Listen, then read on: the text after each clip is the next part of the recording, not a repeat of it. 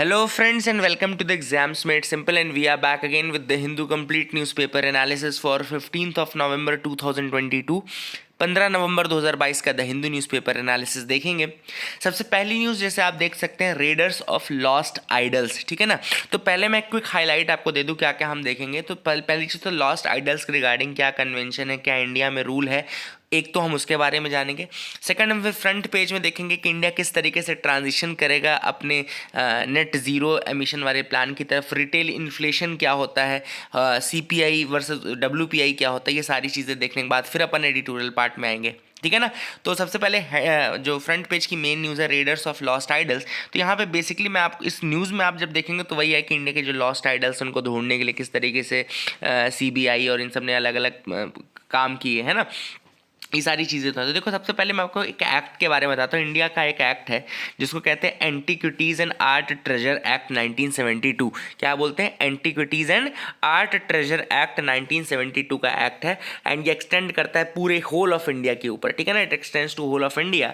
नाम है antiquities and art treasure act 1972। It is an act to regulate the export trade in antiquities and art treasures. तो actually जब इस act को आप पढ़ेंगे, डेफिनेशन वाला सेक्शन पढ़ेंगे, तो उसमें आपको इसके एंटीक्विटीज़ एंड आर्ट ट्रेजर की डेफिनेशन लिखी हुई है कि क्या क्या चीज़ें इसके अंतर्गत आती हैं। तो उन सभी चीज़ों को रेगुलेट करता है basically. It regulates the export of all these antiquities and art treasures. This act, इसको बोलते हैं antiquities and art treasure act of 1972। और ये बेसिकली इसी एक्ट में लिखा है कि it provides for prevention of smuggling and fraudulent dealings of antiquities. तो इसी एक्ट के अंतर्गत ये भी है कि स्मगलिंग या फिर फ्रॉडुलेंट जो डीलिंग्स होती हैं एंटीक्विटीज़ एंड आर्ट ट्रेजर्स में, उनको भी स्टॉप करना, उनको भी रोकना है, ठीक है ना। एंड इसके अलावा इंडिया एक सिग्नेटरी है एक 1970 कन्वेंशन का, ये भी आपको बता दूं। तो there is another convention of 1970, 1970 का एक कन्वेंशन है जिसको हम क्या बोलते हैं, UNESCO convention on means of prohibiting and preventing illicit import, export and transfer of ownership of cultural property. हमने 1977 में इसको रेटिफाई किया था। क्या नाम है इसका? इसका नाम है convention on the means of prohibiting and preventing the illicit import, export and transfer of ownership of cultural property, ठीक है ना। तो इस एक्ट को याद इस कन्वेंशन को याद रखिएगा। 1970 का यूनेस्को कन्वेंशन है और इसको हमने रेटिफाई किया 1977 में, ठीक है ना। इसके अलावा एक और एक्ट है जिसको हम, एक कन्वेंशन है जिसको हमने नहीं किया है, जिसका नाम है यूनिड्रॉइट। यूनिड्रॉइट क्या होता है? International institute for unification of private laws, ठीक है ना। ये भी कन्वेंशन है ऑन स्टोलन और इलीगली एक्सपोर्टेड कल्चरल ऑब्जेक्ट्स के ऊपर। यूनिड्रॉइट क्या है? It is convention on the stolen और इलीगली एक्सपोर्टेड कल्चरल ऑब्जेक्ट्स। ये हमने रेटिफाई नहीं किया है। 1995 का है ये यूनिड्रॉइट। यूनिड्रॉइट हमने नहीं किया है। हाँ, हमने किया कौन सा है? Convention on the means of prohibiting and preventing the illicit import, export and transfer of ownership of cultural property, जिसको हमने 1977 में रेटिफाई कर दिया था। तो I hope you got clarity, इसको आप लिख करके रखिएगा। मूव करते हैं फ्रंट पेज की तरफ। फ्रंट पेज की न्यूज़ के बाद हम क्वेश्चंस देख लेंगे, ठीक है ना। तो दूसरी जो न्यूज़ है वो है retail inflation cools to 6.77% in October from 7.41%। तो रिटेल इन्फ्लेशन जो है थोड़ा सा कूल डाउन कर गया है और बस RBI का जो इन्फ्लेशन टारगेटिंग का रेंज है 6%, उसके आसपास आने वाला है, ठीक है ना। तो this is a good thing, good sign. अब सबसे पहली बात है, हम रिटेल इन्फ्लेशन मेजर कैसे करते हो। तो retail inflation actually retail prices के ऊपर होता है। Retail inflation actually retail prices, जिस प्राइस पे कंज्यूमर गुड्स खरीदते है ना, वो उसका रिटेल प्राइस होता है। उसी प्राइस में कितना चेंज हुआ है, कितना चेंज नहीं हुआ है, ये रिटेल इन्फ्लेशन को बताता है, ठीक है ना। अब रिटेल इन्फ्लेशन कैलकुलेट करते हैं हम CPI यानी कि कंज्यूमर प्राइस इंडेक्स के लिए। देखो दो तरीके का होता है, एक होता है होलसेल प्राइस इंडेक्स यानी कि होलसेल लेवल पे क्या प्राइसेस हैं, और एक होता है कंज्यूमर प्राइस इंडेक्स, मतलब कंज्यूमर लेवल पे क्या प्राइस चेंजेस है। तो जो रिटेल इन्फ्लेशन निकाला जाता है ना, ये कंज्यूमर प्राइस इंडेक्स के लेवल पे निकाला जाता है, ठीक है ना। तो ऐसे गुड्स एंड सर्विसेज जो कंज्यूमर यूज करता है उनके डेली कंजप्शन के लिए, उनको एक बास्केट में रखा जाता है, फिर उनके प्राइस चेंज को परसेंटेज निकाल लिया जाता है। तो उसी के बेसिस पे निकालते हैं कि कितना CPI चेंज हो रहा है, ठीक है ना। WPI और CPI के बीच में अगर मैं डिफरेंसेस बताऊं तो WPI मतलब कि average change in the prices of goods at the wholesale level, and CPI मतलब कि average change in the price of goods and services at the retail level, मतलब कंज्यूमर लेवल। WPI को publish करता है office of economic adviser which comes under the ministry of commerce and industry, and CPI को publish करता करता है national statistical office, जो कि है ministry of statistics and programme implementation के अंतर्गत, ठीक है ना। बेस ईयर WPI का 2011-12 है एंड बेस ईयर CPI का 2012 है, ठीक है ना। तो याद रखिएगा बेस ईयर WPI का 2011-12 है एंड CPI का बेस ईयर 2012 है। इसके अलावा WPI takes into account the change in price of goods only. WPI में केवल गुड्स कैलकुलेट होते हैं एंड CPI के अंतर्गत आपके गुड्स एंड सर्विसेज दोनों ही कैलकुलेट होते हैं। तो CPI में गुड्स एंड सर्विसेज दोनों इंक्लूडेड है, WPI में केवल आपके गुड्स इंक्लूडेड है। तो I hope you got clarity regarding that. अगली जो न्यूज़ है वो है atomic energy hydrogen power India's net zero plan. अब COP27 आप सबको पता है शर्म अल शेख इजिप्ट में हो रहा है एंड यहाँ पर एक प्लान बताना था कि किस तरीके से आप ट्रांजिशन करेंगे टुवर्ड्स कार्बन न्यूट्रलिटी। इसका नाम क्या है? इसका नाम है LT लेट्स बोलते हैं इसको। क्या बोलते हैं? LT लेट्स, यानी कि लॉन्ग टर्म लो emission development strategy. Long term लो एमिशन डेवलपमेंट स्ट्रैटेजी मतलब हर कंट्री को अपना प्लान देना पड़ेगा कि किस तरीके से वो लॉन्ग टर्म में लो एमिशन करेगी, इसके लो एमिशन को डेवलप करेगी, लो एमिशन डेवलपमेंट स्ट्रैटेजी को LT लेट्स बोलते हैं। क्या नाम है? LT let's, long term low emission development strategy. अभी तक केवल 57 कंट्रीज हैं जिन्होंने ये अपना LT लेट्स प्लान दिया है, जिसमें से इंडिया भी एक है। That is another thing which is important. अब इंडिया की स्ट्रैटेजी में क्या क्या चीज़ें हैं मैं आपको बता दूं। इंडिया की स्ट्रैटेजी में बेसिकली चीज़ें हैं energy security, energy access, employment, ये सारी चीज़ों पर फोकस करते हैं। एनर्जी सिक्योरिटी, ठीक है ना। अब इंडिया किस तरीके से ट्रांजिशन करेगा, तो सबसे पहले आपको पता होगा कि 2021 में नेशनल हाइड्रोजन मिशन लॉन्च किया गया था which aims to make India a green hydrogen hub. National hydrogen mission launched in 2021। इसके अलावा गवर्नमेंट ने यह भी प्लान किया है लॉन्ग टर्म के लिए कि 3-fold इंक्रीज किया जाएगा न्यूक्लियर कैपेसिटी में बाय 2032। 2032 तक जो न्यूक्लियर कैपेसिटी उसमें कम से कम 3 गुना का इंक्रीज किया जाएगा। इसके अलावा इथेनॉल ब्लेंडिंग का जो टारगेट है 20% का, it will be achieved by 2025। Ethanol blending का टारगेट 20% का will be fulfilled by 2025। Then maximising the use of electric vehicles, increase in public transport and मतलब इलेक्ट्रिक व्हीकल्स का यूज़ बढ़ाया जाएगा, पब्लिक ट्रांसपोर्ट का यूज़ ज़्यादा से ज़्यादा करने का प्रयास किया जाएगा। इसके अलावा increased climate finance to be provided by developed nations. Obvious सी बात है डेवलप्ड नेशंस को ज़रूर इंक्लूड किया जाएगा क्लाइमेट फाइनेंस, जो अभी NCQG भी चल रहा है ना। तो all these things are there. The long-term strategy aims at keeping the global temperature well below 2 degrees Celsius and ambitiously below 1.5 degrees Celsius by the century end। इस सेंचुरी के एंड तक 2 डिग्री और या फिर और एम्बिशियसली इसको देखा जाए तो 1.5 डिग्रीज तक कम करना है। तो थोड़ा सा मैं आपको शर्म अल शेख की लोकेशन दिखा दूँ इजिप्ट के मैप में। So if you see the map of Egypt you will realise that कि शर्म अल शेख बिल्कुल आपका पोर्ट सेट के आसपास, यहाँ पे मतलब जैसे ये वाला लोकेशन है ना, रेड सी वाला, दिस पार्ट, यहाँ पे है शर्म अल शेख। तो आप देख सकते हैं शर्म अल शेख दिस इज लोकेटेड है, मतलब ओपन्स इनटू द रेड सी, ठीक है ना।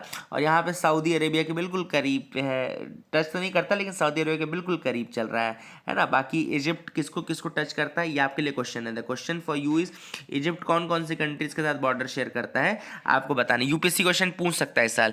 और शर्म अल शेख का मैंने लोकेशन इसलिए देखा क्योंकि ये भी पूछ सकता है कि कहाँ पे लोकेटेड है, किस के ओपन करता है, मेडिटेरेनियन में ओपन करता है कि रेड सी में करता है कि ऐसा कुछ क्वेश्चन बना सकता है UPSC। तो देखो शर्म अल शेख आपका रेड सी की तरफ ओपन कर रहा है और इसकी लोकेशन मैंने आपको दिखा दी, पोर्ट सेट के आसपास ही है कहीं, है ना। तो that is the thing which is important. आगे मूव करते हैं, देखते हैं और क्या इंपॉर्टेंट न्यूज़ आर्टिकल्स हैं जिनके बारे में डिस्कस करना है। तो यहाँ पे फ्रंट पेज में तो ऐसी न्यूज़ नहीं है, लेकिन अब हम देख लेते हैं क्वेश्चंस ऑफ द डे, आज के सवाल जिनके जवाब आपको देने हैं। पहला सवाल है mission Prarambh seen in news recently is related to. Mission Prarambh अभी रिसेंटली न्यूज़ में था, किससे रिलेटेड है? ऑप्शन आपके सामने है। For achieving 100% digital literacy, capacity building in textile sector, indigenous manufacturing of fertilisers या private sector participation in the space sector. इनमें से क्या करेक्ट आंसर है for mission Prarambh? I hope you will try to answer. Now let me tell you the answer. इसका correct answer है D, यानी कि private sector participation in the space sector, वो है मिशन प्रारंभ, ठीक है ना। तो मिशन प्रारंभ यही है। और अभी रिसेंटली आपको पता होगा कि जो स्काई रूट करके एक एजेंसी है जिसने कि अभी कहा है कि पहला प्राइवेटली लॉन्च्ड जो electric vehicle privately launch vehicle है in the Hyderabad based Skyroot aerospace, तो उसको वो लॉन्च करने वाला है। तो basically that is the thing which is important, ठीक है ना। तो आज पता नहीं एक ही क्वेश्चन क्यों आया, एनीवेज ठीक है, अपन एक ही क्वेश्चन देखते हैं। एक क्वेश्चन मैंने और आपको दिया हुआ है, हाँ वो कर लेना, वो एक प्रोबेबल क्वेश्चन है यूपीएससी का इस साल का। समझ लो कि इजिप्ट को बॉर्डर करने वाली कंट्रीज़ के नाम, इजिप्ट को बॉर्डर करने वाली कंट्रीज़ के नाम और इजिप्ट को बॉर्डर करने वाली वाटर बॉडीज़ के नाम, दोनों आप मुझे कमेंट सेक्शन में बताइए। तो समझ लीजिए आप एक तरीके से क्वेश्चन ही अटेम्प्ट कर लेंगे। ठीक है, तो यहाँ तक हमने देख लिया है, न्यूज़ भी देख ली, क्वेश्चन भी एक ही देखा, लेकिन ठीक है एनीवेज आगे मूव करते हैं। देखते हैं और क्या इंपॉर्टेंट न्यूज़ आर्टिकल्स हैं जिसके बारे में हमको डिस्कस करना है। You can move ahead with me. Supreme Court posts hearing of Andhra Pradesh 3 capital cases to November 28। अब आंध्र प्रदेश की 3 कैपिटल का जो केस है, क्यूरियस केस है, उसको हम देख लेते हैं। पहली चीज़, अब देखो अभी एक स्टेलमेंट आ गया है आंध्र प्रदेश और वहीं के मतलब स्टेट हाई कोर्ट के बीच में। ठीक है ना, कैसे आ गया स्टेलमेंट मैं आपको बता दूं। आंध्र प्रदेश ने देखो ये डिसाइड किया था कि 3 कैपिटल रखी जाएंगी। 3 कैपिटल कौन कौन सी रखी जाएंगी? एक तो एग्जीक्यूटिव कैपिटल रहेगी विशाखापट्टनम, लेजिस्लेटिव कैपिटल रहेगी अमरावती एंड जुडिशियल कैपिटल रहेगी कुरनूल। कौन कौन सी? Executive capital Visakhapatnam, legislative capital Amaravati and judicial capital Kurnool. ठीक है ना, और स्टेट गवर्नमेंट का कहना है कि भैया स्टेट गवर्नमेंट के पास पावर है कि वो अपने कैपिटल को रीऑर्गेनाइज कर सके। ठीक है ना, वहीं पे हाई कोर्ट ने ये कहा है, जो स्टेट हाई कोर्ट है उसका ये कहना है कि केवल और केवल Amaravati is the capital of Andhra Pradesh and उसने ये कहा कि state legislature has no competence to pass any legislation forming the 3 capitals. ठीक है ना, तो वहाँ का स्टेट हाई कोर्ट का ये कहना है कि state legislature has no competence in passing any legislation regarding the 3 capital. अब इस मैटर को सुप्रीम कोर्ट के पास ले जाया गया। क्या बोला गया? गवर्नमेंट ने ये कहा कि भैया अगर इस तरीके से आप पावर के ऊपर प्रतिबंध लगाओगे, स्टेट के पावर के ऊपर, in order to recognise even the capitals of the state, then it will be a contravention of the principle of separation of powers between various organs of the government. है ना, it will be a contravention to the principle of separation of power and separation of power आप सबको पता है basic structure regime का part है। Basic structure है कि 1973 जो केशवानंद भारती केस में डेवलप किया था सुप्रीम कोर्ट ने, एंड ओवर द ईयर्स उसमें अलग अलग चीज़ें इंक्लूड होती जा रही हैं, तो उसका एक पार्ट ये भी है सेपरेशन ऑफ पावर। तो गवर्नमेंट ने यही चैलेंज किया है कि भैया अगर इस तरीके से आप कॉन्ट्रावीन करेंगे गवर्नमेंट की पावर को in order to decide even the capitals of the state, then it will be a contravention of the power of the principle of separation of power, and that is why the supreme court is hearing the matter and the case has been referred to now 28th of November. ठीक है, तो देखते हैं क्या होगा, तब तक अपन आगे बढ़ते हैं। Now let's come to the editorial part, the shape of Indian economic pie must change. अब ये आर्टिकल देखो ऐसा है कि अभी रिसेंटली जो ईडब्ल्यूएस कोटा का रिजर्वेशन दिया गया है, तो ऑथर ने सबसे पहले कहा कि देखो ईडब्ल्यूएस कोटा का रिजर्वेशन देखने के बाद एक नया क्वेश्चन आ रहा है कि who are actually socially and educationally backward classes, कौन है जो एक्चुअली में डिस्क्रिमिनेट हुए हैं, किन जैसे रिजर्वेशन किसके लिए बनाया गया था? रिजर्वेशन बनाया गया था those who were discriminated against, है ना, सोसाइटी में जिनके साथ डिस्क्रिमिनेशन किया गया। ठीक है, अब कोई व्यक्ति अपनी गलतियों के कारण इकोनॉमिकली वीकर हो गया तो उसको भी आप रिजर्वेशन प्रोवाइड कर रहे हो, सो दैट इज अनदर थिंग, है ना। तो now the question has arisen कि किस तरीके से आप डिस्क्रिमिनेशन को डिफाइन करोगे और किस तरीके से आप किसको रिजर्वेशन दोगे, किसको आप सब्सिडीज दोगे, है ना। जो रिजर्वेशन है वो एक लीगल रेमेडी है, वहीं पे सब्सिडी देखा जाए तो एक ऑथर के अकॉर्डिंग वो एक फ्रीवी है जो कंपनसेशन के रूप में दिया जाता है। ठीक है ना, तो दीज आर द थिंग। इसके अलावा ऑथर ने कहा कि fundamental question arising with EWS quota reservation, क्योंकि इसमें दिक्कत क्या हुई कि 50% वाली जो लिमिट थी, मतलब जो इंदिरा साहनी ने लिमिट सेट की थी कि 50% से ज़्यादा रिजर्वेशन क्रॉस नहीं होना चाहिए, वो तो क्रॉस हो गया ना। The question before the court was whether opportunities can be reserved for economically weaker persons regardless of the societal status, मतलब क्या इकोनॉमिकली वीकर सेक्शंस के लिए क्या हम ये रिजर्वेशन दे सकते हैं irrespective of their social status, क्योंकि हो सकता है गरीब व्यक्ति हो लेकिन सोशल स्टेटस अच्छा हो क्योंकि वो सोशली बैकवर्ड तो रहा नहीं होगा, है ना। तो दैट इज द थिंग। यहाँ पे ऑथर ने ये कहा कि जब मेजॉरिटी डिमांड करती है अफर्मेटिव एक्शंस तो फिर कोर्ट को जज करना पड़ता है कि whether to rob Peter to pay Paul और नॉट। तो ऑथर ने बहुत अच्छी लाइन लिखी है, whether to rob Peter to pay Paul, क्योंकि किसी एक को आप दोगे तो किसी दूसरे को आप लूटोगे, और जो जनरल कैटेगरी बिना अनरिजर्व्ड है उसको तो सभी लूट रहे हैं ना। जैसे जो अनरिजर्व्ड कैटेगरी में आते हैं बिल्कुल जिनको कोई रिजर्वेशन नहीं, उनको तो मतलब ऐसा लगता है कि उनको एग्जाम ही नहीं देना चाहिए अब। So that is the thing which is going on. अब यहाँ पे ऑथर ने कहा कि जो शेप है इंडियन इकोनॉमी का काफ़ी वो डिस्टॉर्टेड है, रीज़न भी क्यों डिस्टॉर्टेड है आप लोग लिख लीजिए, why the shape of Indian economy is distorted, because of many structural issues, where because of many structural issues. क्योंकि आप देखें decent jobs are not available, सबसे पहला इस इशू क्या है, decent jobs are not available, social security is available only to a few, मतलब बहुत कम लोगों के पास ही सोशल सिक्योरिटी है, मतलब कि कैजुअलाइजेशन ऑफ लेबर फोर्स ज़्यादा है इंडिया में, यानी कि कैजुअल लेबर्स ज़्यादा है इंडिया में, और जो फॉर्मल वर्क कल्चर है वो वहाँ पे कम लोग हैं। इसके अलावा हेल्थ एंड एजुकेशन तक भी बहुत सभी लोगों को अवेलेबल नहीं है। The shape of Indian economy is distorted why, because of these reasons, क्योंकि डिसेंट जॉब्स कम लोगों के पास हैं, सबके पास नहीं है, सोशल सिक्योरिटी सबके पास नहीं है, गुड एजुकेशन गुड हेल्थ ये भी सबके पास अवेलेबल नहीं है। तो सबसे इंपॉर्टेंट क्या है, हमको इन स्ट्रक्चरल चैलेंजेस को दूर करना, हमें अपने इकोनॉमिक ग्रोथ के पैटर्न को दूर चेंज करना पड़ेगा। We will have to change. What is the solution? The solution is to change the pattern of the economic growth.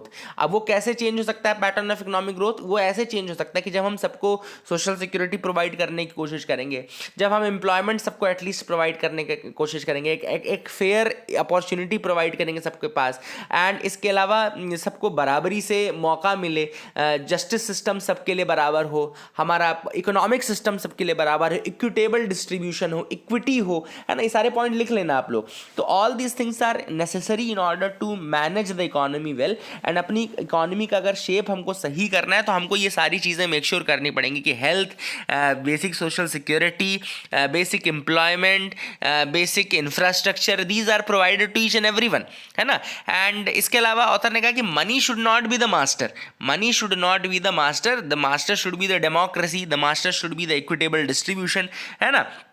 यहाँ पे हो क्या रहा है कि जो लोग मतलब मॉनेटरिज्म को प्रमोट कर रहे हैं, जो लोग कंज्यूमरिज्म को प्रमोट कर रहे हैं, जो लोग कैपिटलिस्ट्स हैं उनकी वाहवाही है, बाकी जो लोग जिन लोगों के पास ज़्यादा नहीं है उनकी कोई नहीं सुन रहा। तो यहाँ पे एक्चुअली जब कंज्यूमर कल्चर आता है ना, तो जो कंज्यूमर पे कर सकता है केवल उसी की चलती है। ऑब्वियस सी बात है, अगर आपको दो ही कंज्यूमर हैं एक देश में और एक ही बनाने वाला है, कोई एक ही कार बन सकती है, और एक व्यक्ति है बोलता है BMW बनाओ और एक व्यक्ति बोलेगा भैया एक साइकिल बनाओ, तो ऑब्वियस सी बात है BMW बनाई जाएगी, क्योंकि एक ही बनाने वाला है दो कंज्यूमर से, तो वो उसकी सुनेगा जो ज़्यादा अच्छा चीज़ दे सकता है, जिसके पास ज़्यादा पैसे हैं उसकी सुनेगा।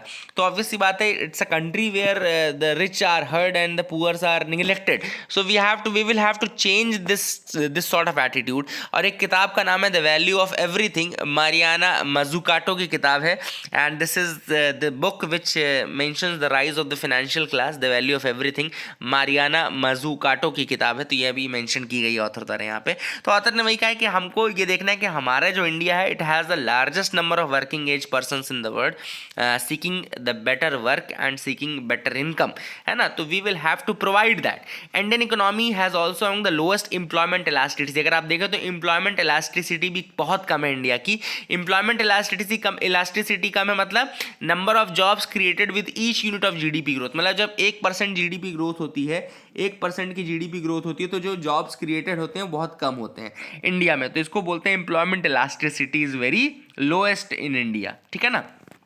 तो हमको हमारी अपनी कंट्री का जो शेप ऑफ इकोनॉमिक पाई उसको चेंज करने की ज़रूरत है, that we have to change, that is what the author से।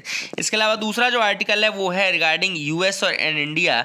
अभी आपको पता है कि जो ट्रेजरी सेक्रेटरी हैं जेनेट येलन है अमेरिका की, वो इंडिया विजिट करके गए और उन्होंने कहा कि there should be a renewed focus on US and India economic partnership, और इन दोनों को बढ़ाने की ज़रूरत है। तो that is a very good thing. और US was keen to minimise the vulnerability in the supply chain disruption. Basically US क्यों चाहता है हमारे साथ डील करना, क्योंकि उसको ये समझ में आ गया कि एक तो यूरोप का जो गैस सप्लाई और ये सब कहाँ से आ रहा था, रशिया से आ रहा था। वो पूरा एक उस फॉर्म में चल रहा है, मतलब कि सस्पिशन में चल रहा है कि जब रशिया चाहेगा तब करेगा, जब नहीं चाहेगा तब। इसके अलावा चाइना के बढ़ते हुए वो है इंटरनेशनली अगर आप देखें तो सप्लाई चेन डिसरप्शन हो ही चुका है, क्योंकि यूक्रेन रशिया का वॉर चल रहा है, बहुत सारी चीज़ें ट्रांसपोर्ट में नहीं है। चाइना कई बार यूएसए के अगेंस्ट एक्ट कर चुका है ना। तो ऐसे में उसको एक रिलायबल पार्टनर चाहिए अमेरिका को, और इंडिया से बेटर रिलायबल पार्टनर कोई नहीं रहेगा। इस कारण से अभी ये दोनों और ज़्यादा इकोनॉमिक क्लोजनेस बढ़ाना चाहते हैं। लेकिन कुछ इश्यूज़ हैं जो अभी हैं, उनको मेंड करने की ज़रूरत है। जैसे ट्रम्प एडमिनिस्ट्रेशन के टाइम में आपको याद होगा कि जनरलाइज सिस्टम ऑफ प्रेफरेंस वाला इशू आया था, जीएसपी से हमको हटा दिया गया था, जिसमें कि मतलब बहुत सारे हमारे जो टैरिफ्स हैं जीएसपी उसके अंतर्गत हमें नहीं लगते हैं, लेकिन अब हम हमारे ऊपर लग रहे हैं because of generalise system of preference हमारे साथ हटा दिया गया है। Withdrawal of duty free access जिसे बोलते हैं, इंडियन एक्सपोर्टर्स के लिए ड्यूटी फ्री एक्सेस जो थी जनरलाइज सिस्टम ऑफ प्रेफरेंस के अंतर्गत वो हटा दी गई थी, ठीक है ना। इसके अलावा हमको decision to put India back on the US treasuries monitoring list over the currency practices के चलते हमें मॉनिटरिंग लिस्ट में रखा गया था। तो all these things are there. अब US is still to reinstate the GSP benefits, generalise system of preference वाले बेनिफिट अभी भी हमको दिए नहीं गए हैं। तो ये सब जब इशूज़ दूर होंगे मे बी तो और ज़्यादा क्लोजनेस बढ़ेगी, जो इकोनॉमिक क्लोजनेस है वो और ज़्यादा बढ़ेगी from that. I hope you got clarity. Where no child is left behind. अब यहाँ पे अगर बात कर रहे हैं ऑथर की इंडिया का जो रैंकिंग है ह्यूमन डेवलपमेंट इंडेक्स में, अगर आप देखें 2021 का, तो 132 आउट ऑफ 191 कंट्रीज हैं। अगर आप ह्यूमन डेवलपमेंट इंडेक्स को देखें तो ये मेजर है नेशन की हेल्थ का, एवरेज इनकम का एंड एजुकेशन का। किसका health, average income and education का। अब यहाँ पे ऑथर ने बात की कि किसी को भी पीछे नहीं छोड़ना है और जितने भी यूनिवर्सल फाउंडेशनल लिटरेसी हमको अचीव करनी है, attaining universal foundational literacy and numeracy in primary schools, and ये अचीव करना है बाय 2025, 2025 तक अचीव करना है। That is the thing which is literacy and numeracy दोनों। न्यूमरेसी का मतलब जोड़ घटाना गुणा भाग आपसे बनता रहे, और लिटरेसी का मतलब आप रीड एंड राइट कर सकेंगे। Read and write basic letter you can read and basic letter you can write, ठीक है ना। बहुत सारे एफर्ट्स 1990 के बाद चले हैं। जैसे कि सबसे पहले अगर आप देखें तो एक शिक्षाकर्मी प्रोजेक्ट था जो कि चलाया गया था राजस्थान में 1990s के बाद to handle the situation of teacher absenteeism in the school, है ना। तो वहाँ पे शिक्षाकर्मी स्कीम चलाई गई थी। इसके अलावा बिहार एजुकेशन प्रोजेक्ट इंट्रोड्यूस किया गया था 1990 में ही, ताकि यूनिवर्सलाइजेशन ऑफ प्राइमरी एजुकेशन किया जा सके, ठीक है ना। 1993 में सुप्रीम कोर्ट ने Unni Krishnan versus state of Andhra Pradesh में कहा था कि राइट टू एजुकेशन होगा for children up to age of 14 years and it is central and fundamental. 1993 में सुप्रीम कोर्ट ने Unni Krishnan versus state of Andhra Pradesh में कहा था कि there shall be a right to education for children up to age of 14 years and it is a central and fundamental right. And इसके अलावा आप देखें तो district primary education programme start किया गया था 1994 में to universalise and transform the quality of primary education. इसके अलावा सर्व शिक्षा अभियान, जिसका काम भी यूनिवर्सलाइजेशन ऑफ एलिमेंट्री एजुकेशन है, ये लॉन्च किया गया था 2001 में। सर्व शिक्षा अभियान वाज लॉन्च्ड इन 2001, है ना। तो बहुत सारी चीज़ें हैं जो कि की गई हैं in order to do that, लेकिन अभी भी बहुत सारे इश्यूज़ हैं। जैसे कि इश्यूज़ कौन कौन से हैं, एक तो जैसे टीचर ट्रेनिंग का इशू है। टीचर, क्योंकि अभी भी जो टीचर की क्वालिटी है, teachers quality that is not good in the schools. Teacher या तो पढ़ाने में विश्वास नहीं रखते या फिर जो लेटेस्ट मैथडोलॉजीज़ हैं उनके साथ वो सिंक इन नहीं है, ट्यून इन नहीं है।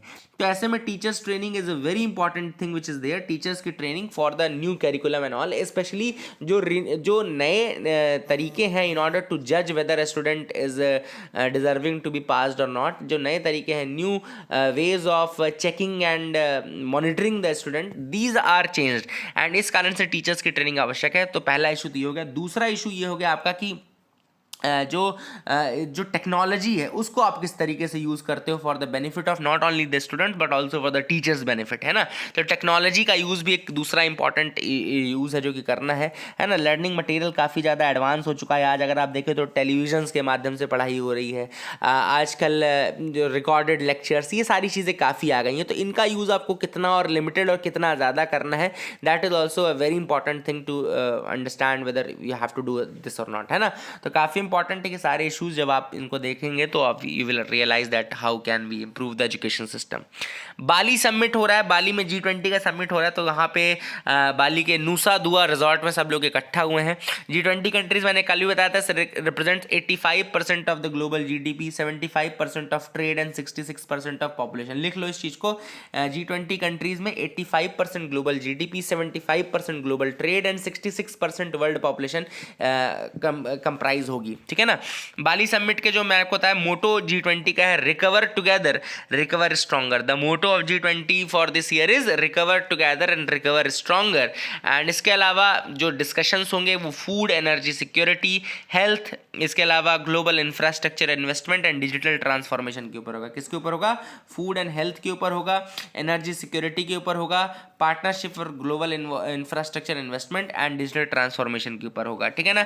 इसके अलावा ट्रॉइका, जैसे इसमें इंपॉर्टेंट इसका कोई आपको पता है G20 का कोई सेक्रेटेरिएट चार्टर तो है नहीं, इसमें ट्रॉइका इंपॉर्टेंट है। ट्रॉइका मतलब कि जो प्रेजेंट है, जो प्रेजेंट है, जो नेक्स्ट है, जो इसके बाद है, तीन है, पास्ट, प्रेजेंट एंड फ्यूचर, ठीक है ना। तो पास्ट, प्रेजेंट एंड फ्यूचर की अगर हम बात करें तो अभी तो इंडोनेशिया के पास है, जैसे बाली में सबमिट हो रहा है, फिर इंडिया के पास रहेगी, फिर ब्राजील के पास जाएगी। तो ये पहली बार ऐसा है कि तीन इमर्जिंग इकोनॉमीज ट्रॉइका का पार्ट बनी है, Indonesia, India and Brazil. IIB जिसको बोलते हैं, इंडोनेशिया, इंडिया एंड ब्राजील, ये तीन ट्रॉइका में पहली बार ऐसा हुआ कि जब इमर्जिंग इकोनॉमीज जो है वो पार्ट बनी है, ठीक है ना। तो इस बार जो रहेगा ग्लोबल साउथ की तरफ रहेगा ध्यान, है ना। तो नेक्स्ट इशू है वो ग्लोबल साउथ की तरफ ज़्यादा रहने वाला है, ठीक है। तो I hope you are clarity regarding that as well. अब यहाँ पे नेक्स्ट जो इशू आ रहा है वो ट्राइबल स्कूल्स को लेकर के आ रहा है। What are the hurdles for building the tribal schools. तो यहाँ पे Eklavya model residential schools scheme आपको पता होगा। एकलव्य मॉडल रेसिडेंशियल स्कीम्स के अंतर्गत जो है कि ये ट्राइबल स्कूल्स बनाए जाते हैं। जो नरेंद्र मोदी लेड गवर्नमेंट है वो कह रही है 740 एकलव्य मॉडल रेसिडेंशियल स्कूल्स बनाने हैं ट्राइबल स्टूडेंट्स के लिए, ठीक है ना। अब ये कैसे बनाए जाते हैं? These are done one each in every sub district that at least has, जो इसमें टेक्निकल क्राइटेरिया मैं आपको बता रहा हूँ कि एक हर डिस्ट्रिक्ट में, जहाँ सब डिस्ट्रिक्ट में जहाँ पे एटलीस्ट 20,000 शेड्यूल्ड ट्राइब पॉपुलेशन हो, जहाँ पे कम से कम 50% of total population in that area must be tribal, है ना। कम से कम 20,000 और शेड्यूल्ड ट्राइब पॉपुलेशन हो और 50% of that area should be that tribal. अब यहाँ पे इशू क्या चल रहा है कि parliamentary standing committee on social justice बनी थी, उसने ये कहा कि जो ये पॉपुलेशन क्राइटेरिया है ये इम्प्रैक्टिकल है and it needs immediate review. जो इशू आ रहा है वो इस पॉपुलेशन क्राइटेरिया पे आ रहा है, जो 20,000 का पॉपुलेशन क्राइटेरिया है उस कारण से आ रहा है, और कहा गया है कि ये जो क्राइटेरिया ये इम्प्रैक्टिकल है एंड इसका इमीडिएट रिव्यू होना चाहिए। एकलव्य मॉडल रेसिडेंशियल स्कूल का जो स्कीम है वो पहली बार इंट्रोड्यूस किया गया था 1997-98 में, है ना, to provide quality education to the tribal students. क्यों इंट्रोड्यूस किया गया था? To provide quality education to the tribal students on residential facilities के साथ ये प्रोवाइड किया गया था। This was provided with residential facilities and all, ठीक है ना। तो ये काफ़ी इंपॉर्टेंट है, और ये जो इशू है वो काहे का इशू है? पॉपुलेशन का। दूसरा इशू इसमें एक लैंड का भी आता है, क्योंकि जो इसके अंदर एकलव्य मॉडल रेसिडेंशियल स्कूल के अंदर जो गाइडलाइंस है उसके अंतर्गत 20 एकड़ का लैंड, पहले रिक्वायरमेंट थी 20 एकड़ का लैंड होना चाहिए, अब उस रिक्वायरमेंट को 15 एकड़ किया गया है, लेकिन 15 एकड़ भी बहुत मुश्किल है मिलना। कि आजकल आप देखें किसी भी एरिया में 15 एकड़ के लिए लैंड एक्विजिशन करना एक अपने आप में बहुत बड़ा इशू है ना। तो these are the things, and जब तक ये चीज़ें क्लियर नहीं होती हैं, ये चेंज नहीं होती हैं, तब तक ये रेसिडेंशियल स्कूल्स का जो बनना है उसमें थोड़ा इशू रहेगा। Trade with India doubled to $2 billion in the past two. Norway का ये कहना है कि बायलेटरल ट्रेड इंडिया के साथ उनका डबल हुआ है पिछले 2 साल में एंड $2 बिलियन तक पहुंच चुका है, और आगे और ज़्यादा बढ़ाने की बात है। तो नॉर्वे आप सबको पता है कि स्कैंडिनेवियन कंट्री है ना, तो that is a very good thing. Sweden, Norway, Finland, इनके साथ हमको और ज़्यादा डील करनी चाहिए। They are very good in human development and all, we should learn the experiences from their countries, है ना। आगे मूव करते हैं। Echoes of Kashmir long past Persian inflection. अब यहाँ पे आपको पता होगा कि जम्मू कश्मीर की लैंग्वेज जो थी पहले वो पर्शियन थी, है ना। The Persian was the language of the valley, Jammu Kashmir की, ठीक है ना। 1889 तक एटलीस्ट थी वहाँ पे पर्शियन। उसके बाद जब महाराजा प्रताप सिंह 1889 में आए जम्मू कश्मीर में, तो उर्दू को बना दिया गया, Urdu replaced Persian as the language, ठीक है ना। इसके अलावा important Maharaja Pratap Singh was the third Dogra ruler. आपको पता है जम्मू कश्मीर में डोगरा रूल करते थे, तो जो थर्ड डोगरा रूलर थे महाराजा प्रताप सिंह, वो 1889 में जब आए तो उन्होंने उर्दू को लैंग्वेज बना दिया, पर्शियन को हटा दिया गया था, ठीक है ना। लेकिन अभी भी पर्शियन जो है काफ़ी वहाँ पे मैन्यूस्क्रिप्ट्स हैं जो अभी किए जा रहे हैं, पोस्ट किए जा रहे हैं। तो यहाँ पे नाम है ख्वाजा मोहम्मद अमीन दराब, नाम याद रखिएगा, Khwaja Mohammad Amin Darab, and he was a poet and chronogram writer हैं, एंड उनके काफ़ी वर्क्स जो हैं यहाँ पे दिखाए जा रहे हैं। The exhibition is there on his works, है ना, ख्वाजा मोहम्मद अमीन दराब के कामों के ऊपर, एंड उन्होंने बहुत सारी चीज़ें की, जैसे यहाँ पे 1923 में जब महाराजा हरी सिंह का कॉरोनेशन हुआ था तो ये क्रोनोग्राम उन्होंने लिखा था, मोहम्मद अमीन दराब ने, ठीक है ना। एंड दराब की अगर बात करें तो he died in 1979, is considered among the last transmitters of traditional Muslim learning, है ना। He is considered to be the last transmitter of traditional Muslim learning and he was considered a master of Persian किता ए तारीख, यानी क्रोनोग्राम जिसको बोलते हैं, क्रोनोग्राम मतलब किता ए तारीख, उसके बहुत बड़े मास्टर माने जाते थे। and he was writing many praises on Prophet Muhammad and मनकाबत, ये सब करने में बहुत ज़्यादा नाम है इनका, मोहम्मद अमीन दराब का, ठीक है ना।